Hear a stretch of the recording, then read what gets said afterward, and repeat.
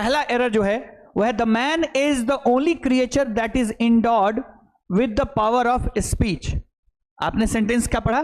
The man is the only creature that is endowed with the power of speech. मनुष्य एकमात्र ऐसा प्राणी है जिसे बोलने की क्षमता मिली है। आपको यह बात पता होना चाहिए कि जब भी हम मैन शब्द का प्रयोग पूरी मानव जाति के लिए करते हैं तो हम कभी भी उसके साथ किसी प्रकार के आर्टिकल का प्रयोग नहीं करते हैं।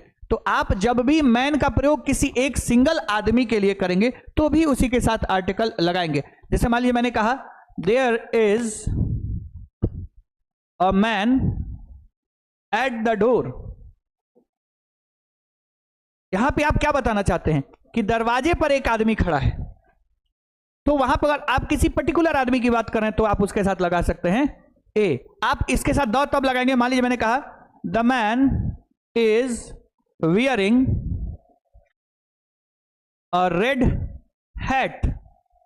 आप ये कह सकते हैं यहां पर कि उस आदमी ने एक लाल रंग की टोपी पहनी हुई है, यानी एक आदमी दरवाजे पर खड़ा है और उस आदमी ने एक लाल रंग की टोपी पहनी हुई है। तो जब आप किसी अनजान मनुष्य की बात, अनजान व्यक्ति की बात करते हैं तो आप उसके साथ ए लगाते हैं।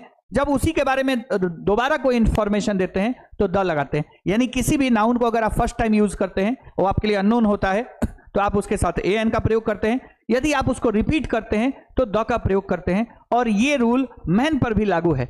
लेकिन अगर मैन का प्रयोग आप मनुष्य, पूरे मानव जाति को रिप्रेजेंट करने के लिए करते हैं तो आप कभी भी उसके साथ किसी प्रकार का आर्टिकल यूज नहीं करेंगे। इसलिए ये जो द आपने यहां पे लगाया है वो गलत है।